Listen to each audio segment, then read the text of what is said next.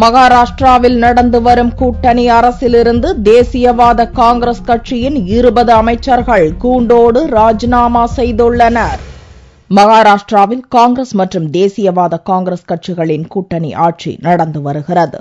முதல்வராக காங்கிரஸ் கட்சியின் பிருத்திவிராஜ் சவானும், துணை முதல்வராக தேசியவாத காங்கிரசின் அஜித் பவாரும் உள்ளனர். கூட்டணி அமைச்சரவை ஜூன் 15ஆம் தேதி வாக்கில் மாற்றி அமைக்கப்பட உள்ளது. அதையொட்டி மகாராஷ்டிரா அரசில் அங்கம் வகிக்கும் தேசியவாத காங்கிரஸ் கட்சியின் 20 அமைச்சர்களையும் ராஜினாமா கடிதம் கொடுக்கும்படி சரத்பவார் உத்தரவிட்டார். அதை ஏற்று துணை முதல்வர் அஜித் பவார், பொதுப்பணித்துறை அமைச்சர் சக்கன் புஜ்பால், உள்துறை அமைச்சர் ஆர் பாட்டீல், கிராமப்புற வளர்ச்சித்துறை அமைச்சர் ஜெயந்த் பாட்டீல் உள்ளிட்ட 15 கேபினெட் அமைச்சர்கள், 5 இணை அமைச்சர்கள் தங்களது ராஜினாமா கடிதங்களை கட்சித் தலைவர் சரத்பவாரிடம் அளித்தனர். தேசியவாத காங்கிரஸ் கட்சிக்கு தற்போது லோக்சபாவில் 9 உறுப்பினர்கள் உள்ளனர். அந்த எண்ணிக்கையை அடுத்த ஆண்டு நடக்கவுள்ள லோக்சபா தேர்தலின் மூலம் 15ஆக உயர்த்த கட்சித் தலைவர் சரத்பவார் திட்டமிட்டுள்ளார்.